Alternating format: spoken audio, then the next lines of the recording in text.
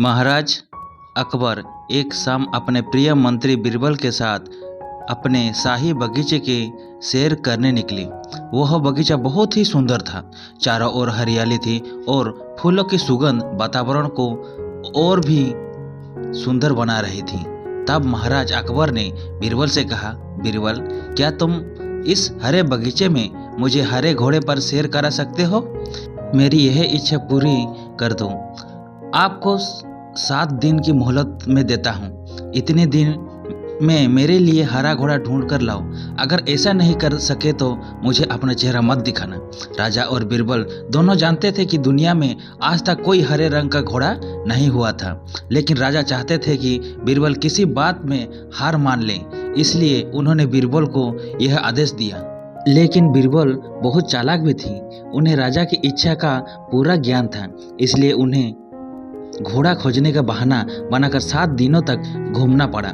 8वें दिन बीरबल राजा के दरबार में पहुंचे और कहा, महाराज, आपकी आज्ञा के अनुसार मैंने आपके लिए हरे घोड़े का इंतजाम कर लिया है। उसके मालिक, हालांकि 2 शर्तें हैं। राजा ने दोनों शर्तों के बारे में उत्सुकता से पूछा। पहली शर्त यह है कि उस हरे घोड़े को लाने के लिए आपको स्वयं जाना होगा, बीरबल ने कहा। राजा इस शर्त को मानने को तैयार था। फिर उन्होंने दूसरी शर्त के बारे में बीरबल से पूछा। तब बीरबल ने कहा, घोड़े के मालिक की दूसरी शर्त यह है कि आपको सप्ताह के 7 दिन के अलावा कोई और दिन घोड़ा लेने के लिए चुनना होगा। बीरबल की विचित्र शर्तों को सुनकर महाराज अकबर अवाक होकर बीरबल की ओर देखने लगे।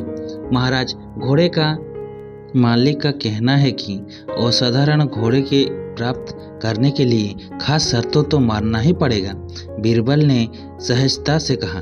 बीरबल की चतुराई भरी बात सुनकर राजा अकबर खुश हो गए और मान गए कि बीरबल को अपनी हार मनवाना बहुत मुश्किल है।